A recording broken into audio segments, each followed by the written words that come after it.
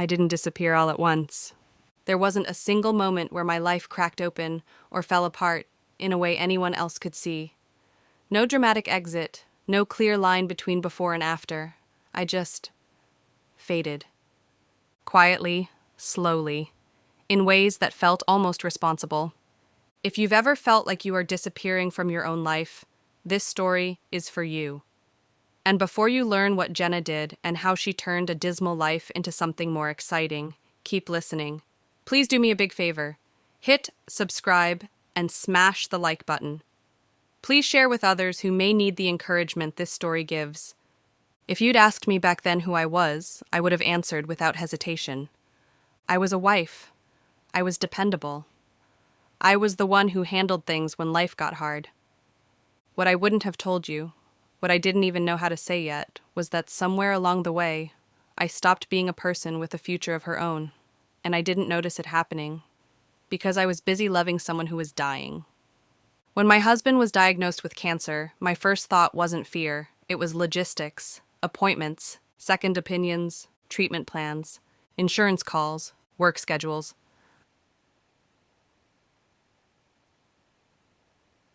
I remember sitting in the car outside the doctor's office in Kansas City, gripping the steering wheel so tightly my hands hurt, telling myself, okay, we can do this. We'll just take it one step at a time. That's how it always starts.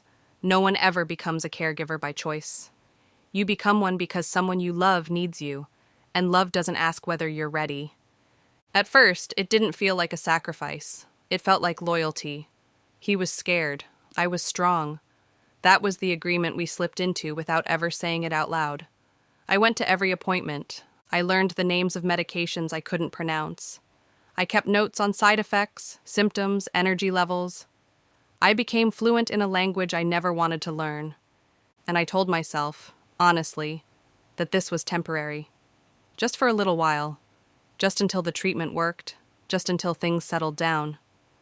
I didn't know yet that just for now would quietly become 2 full years of my life.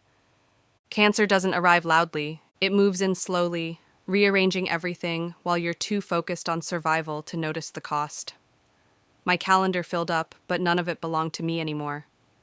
Mornings started earlier, nights ended later. Every decision revolved around his energy, his pain, his needs. I stopped making plans because it felt pointless.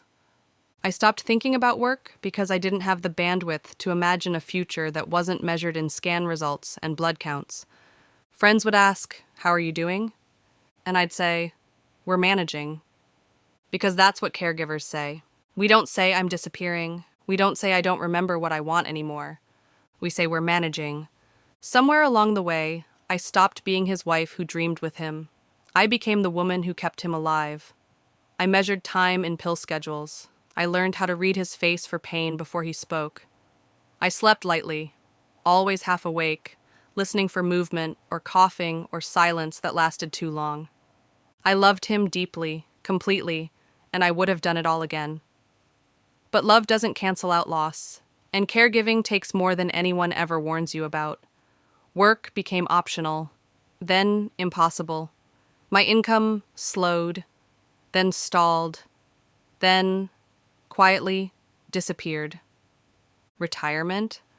That stopped being a conversation I allowed myself to have. Friends drifted away, not because they didn't care, but because illness makes people uncomfortable. And I didn't have the energy to reassure them. My world grew smaller, and I told myself that was okay, because this was important, because this mattered, because this wasn't my life. It was just what my life required right now. I kept waiting for later. I didn't realize later was already passing me by. No one prepares you for how lonely caregiving can be. People call you strong, but strength is isolating. They praise your devotion, but they don't see the parts of you that are quietly dissolving. I stopped asking for help because explaining felt exhausting. I stopped sharing my fears because there was no room for them. There was cancer, and everything else felt small by comparison, including me. There were moments, late at night when the house was finally quiet, where I'd sit alone and feel something I didn't have a name for yet. It wasn't grief, not exactly. It was more like a slow mourning for a version of myself I couldn't quite remember anymore. I knew I was tired, bone deep tired, but I told myself that rest would come later, after this was over, after he was better. 2 years, that's how long I lived inside that world. 2 years of hoping, 2 years of adapting, 2 years of loving someone through pain, uncertainty, and loss of dignity. Cancer doesn't just attack the body, it strips away routines, roles, futures. It changes the shape of love. And it changes the caregiver in ways that don't show up on any scan. When he died, people expected me to feel relief. They said things like, "At least he's not suffering anymore," and "Now you can finally rest." And part of me believed them. I thought grief would be loud. I thought it would be obvious. I thought I would collapse and then slowly rebuild. What I didn't expect was the silence. After the funeral, the house felt wrong. Too still, too empty. There were no medications to sort, no schedules to follow, no one to check on. For 2 years, my entire life had revolved around keeping him alive. And suddenly, there was nothing to orbit.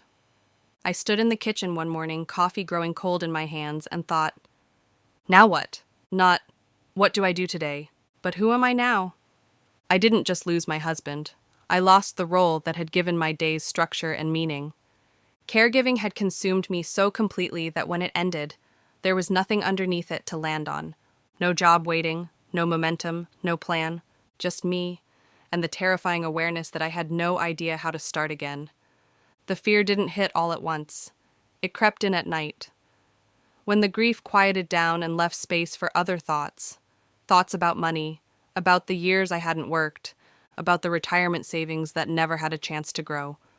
I had spent 2 years protecting his life. I hadn't protected my future. And that realization scared me more than I was ready to admit. I felt ashamed of that fear. Ashamed that I could worry about finances when I had just lost the love of my life. Shamed that I felt behind. Ashamed that I didn't feel strong anymore. People saw a widow. They didn't see a woman who had quietly vanished inside responsibility and didn't know how to come back. I kept telling myself I should be grateful. I had loved deeply. I had done the right thing. I had been there until the end. And all of that was true. But gratitude doesn't erase the cost. And love doesn't mean you stop needing a life of your own. I just didn't know that yet. After my husband died, people told me to be patient with myself. They said things like, "You've been through so much. Give yourself time, Susan. Don't rush anything." And I nodded, I smiled, I thanked them, because on the outside that sounded reasonable. But inside, time felt dangerous. Every day that passed felt like proof that I was drifting further away from whatever life I was supposed to be living now. I didn't feel like I was healing. I felt like I was disappearing again, this time into grief. The hardest part wasn't the sadness, it was the emptiness. When you've spent 2 years caring for someone, your days are full, even when they're exhausting. There's always something to do, someone to check on, a reason to get up. Grief, on the other hand, is quiet. It leaves you alone with your thoughts. And my thoughts were not kind. I woke up every morning with a heaviness in my chest that felt less like sorrow and more like fear. Fear that I had waited too long. Fear that I was too old to start over. Fear that whatever version of me existed before caregiving was gone for good. I would sit at the kitchen table, the same table where I had organized medications and appointment schedules, and stare at my laptop like it was an accusation. What am I supposed to do now? Who hires a woman in her mid-50s who's been out of the workforce for years? What skills do I even have anymore? I didn't say these things out loud. Grief already made people uncomfortable. Fear made it worse. So I kept it to myself. I told people I was figuring things out. But the truth was, I didn't know where to begin. There's a kind of guilt that comes with being a caregiver, even after it ends. It whispers things like, you don't get to want more. You already had your purpose. You should be content now. And for a while, I believed it. I told myself my job was to recover, to rest, to heal, to keep my expectations small. But something about that felt wrong, because rest is supposed to restore you, and I didn't feel restored. I felt reduced. One afternoon, I found myself standing in the grocery store, staring at a shelf, unable to remember why I'd come down that aisle. And it hit me, not dramatically, but clearly. If this is all my life is now, I don't want it. Not because I didn't love my husband, not because I regretted caring for him, but because I was still alive.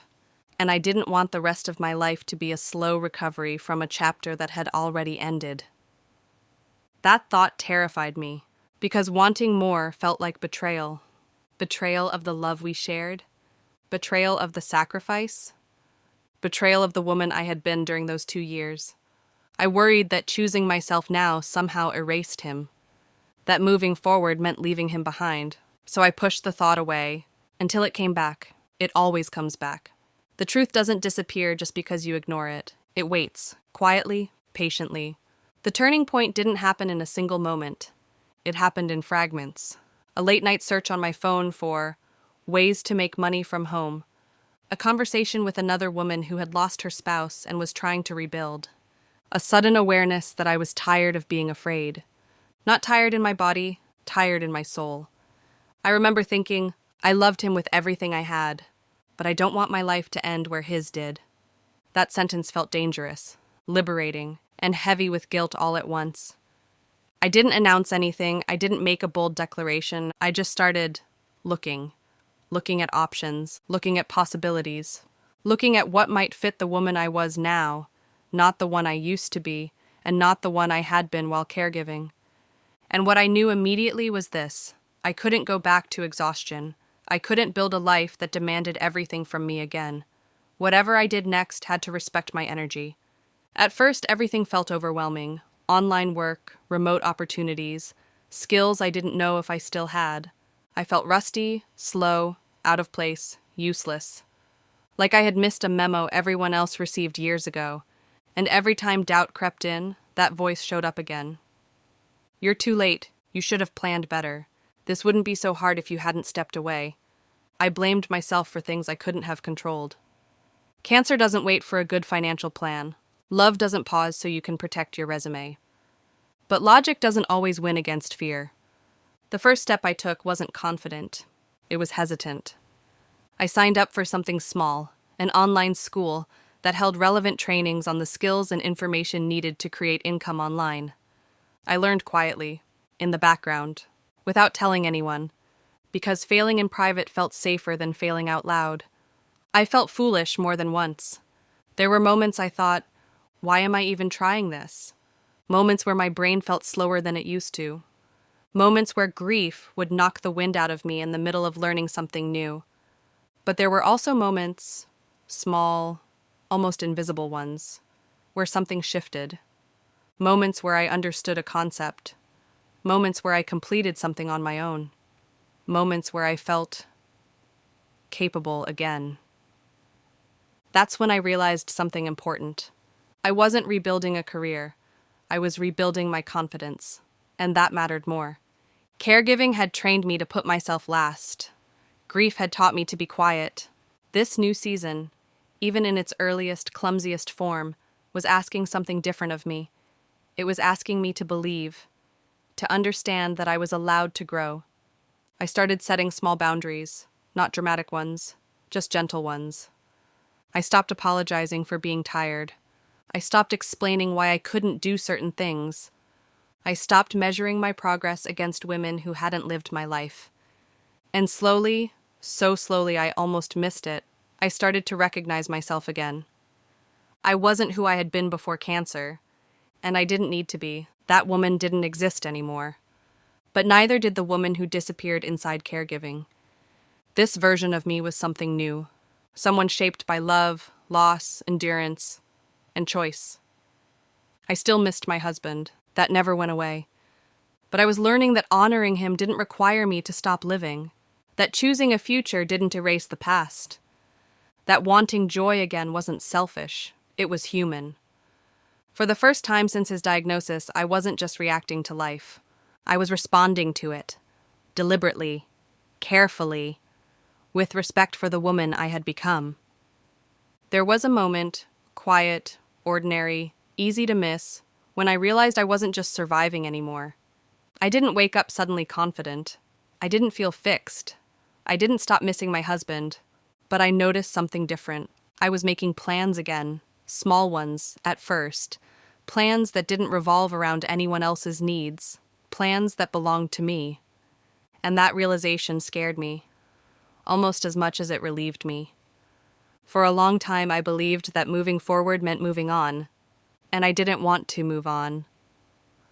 That phrase felt cruel, final, disloyal. I didn't want a life that replaced the one I lost. I wanted a life that included it, included him, included the love, included the years that shaped me. What I didn't understand yet was that rebuilding doesn't erase what came before. It honors it. Caregiving had taught me endurance. Grief had taught me humility. And rebuilding, slowly, deliberately, was teaching me something I hadn't expected. Self-respect. I started to notice how often I apologized for existing, for being tired, for needing time, for not wanting chaos or pressure or constant demands. Caregiving had trained me to believe that my needs were optional. That lesson lingered long after my husband was gone. So I began unlearning it, gently. I stopped saying yes automatically. I stopped shrinking my goals to make other people comfortable. And in doing that, something remarkable happened.